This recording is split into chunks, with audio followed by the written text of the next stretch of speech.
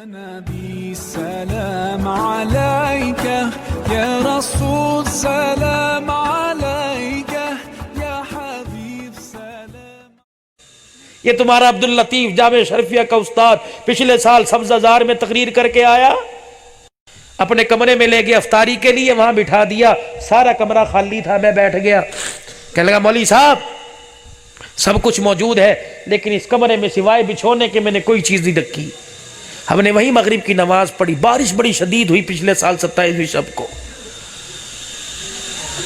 عبداللطیف صاحب رونے لگ گئے۔ میں نے کہا حضرت کیا پتہ ہے مولوی صاحب آپ کی معذوری کی وجہ سے مجھے ترس بھی آ رہا ہے کہ نیچے بٹھا رکھے بار بار اٹھ رہے بیٹھ رہے ہیں، لیکن میں کیا بتاؤں جگہ بڑی برکتوں والی ہے۔ میں نے کہا کیوں؟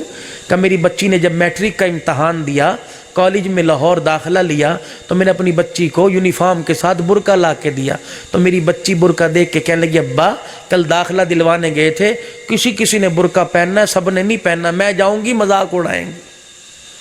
ابا نے برقع ہاتھ میں لے کے آگے کر دیا، کہنے لگے میں نے کہا بیٹی یا مذاق اڑوا لے یا باپ کی عزت بچا لے۔ اللہ اکبر کبیرہ۔ کہ بس میری بیٹی نے برقع لیا، چوما اور رونا شروع کر دیا، اندر چلی گئی۔ کہ مولوی صاحب وہ دن آج کا دن ہے، بیٹی کا صحیح طور پہ چہرہ میں بھی آج تک نہیں دیکھ سکا ہوں۔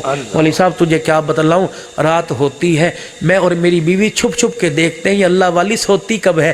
کتنا عرصہ ہو گیا اپنے بچی کو رات کو کبھی سوتے دیکھا ہی نہیں ہے۔ اللہ اکبر۔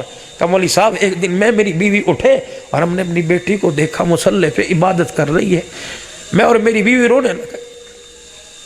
آج بیٹے کے کرتوتوں کو دیکھ کے ماں باپ روتے ہیں یا اس کی عبادت کو دیکھ کے رو رہے ہیں کہ ہم رونے لگ گئے۔ میں اپنی بیٹی کو دیکھ کے آیا، ٹھنڈا سانس بھرا، کلیجہ ٹھرا، میں میری بیوی سوئے۔ اللہ اکبر، کیا دیکھتا ہوں، میری آنکھ لگی، خواب میں مجھے کالی کملی والے کی زیارت نصیب ہو گئی۔ رحمت دو عالم صلی اللہ علیہ وسلم اس کمرے سے تشریف لائے۔ مولوی صاحب جہاں آپ بیٹھے ہیں یا بالکل سامنے حضور آ کے بیٹھ گئے۔ میں اندر آیا، میں نے دیکھا حضور بیٹھے ہیں، میں نے کہا آقا آپ کہاں؟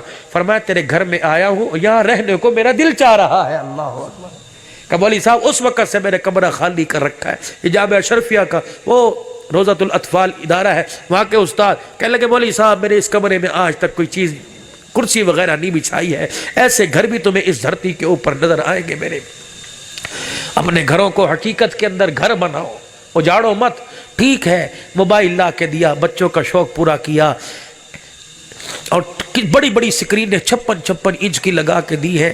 بابو تو کہ ان پڑھ آدمی، ابھی یہ گندم بک رہے، ابھی چاول بک رہے ہیں، بچے نے کہا ابا ٹی وی لا دی، تجھے کیا پتا اس ٹی وی میں نامراد کیا کیا بیماریاں ہیں، تمہیں کیا پتا ٹچ موبائل کے اندر کیا کیا نامراد بیماریاں ہیں۔ کبھی پوچھا صبح سے لے کر شام تک اولاد کے لیے کیا کرتے ہو؟ کبھی شام کو آ کے یہ بھی پوچھا کہ 12 گھنٹے بچے سے میں دور رہا، میرے بچے نے 12 گھنٹے کہاں گزارے؟ کبھی پوچھا کسی باپ نے؟ کن کے حوالے تم اپنے بچوں کو کر رہے ہو، کن کی زندگی اپنے بچوں کی بری ہے؟ تو معصوم کنویں ہیں، اللہ کے واسطے اپنے بچوں کا خیال کرو۔ حضرت لاہوری کا قصہ سناؤں گا۔ حضرت شیخ الہند کے پاس آپ کا سسر آیا تھا اور کیسے رشتہ کہا تھا، اور حضرت لاہوری گلے کپڑے پہن کے کیسے نکاح کی مجلس میں آ کے بیٹھ گئے تھے۔ انشاءاللہ تمہیں سناؤں گا، سیدہ فاطمہ کی شادی بھی تمہیں سناؤں گا، لیکن بابو سنو اس نیت سے کہ اللہ عمل کی توفیق عطا فرما دے۔ محرم الحرام کا مہینہ، نواسے کا شان سنا، اب یہ سفر ربیع الاول آ رہا ہے، نانے کا شان سنو۔ ہم نے کیا کرنا ہے؟ صرف شان سننا ہے؟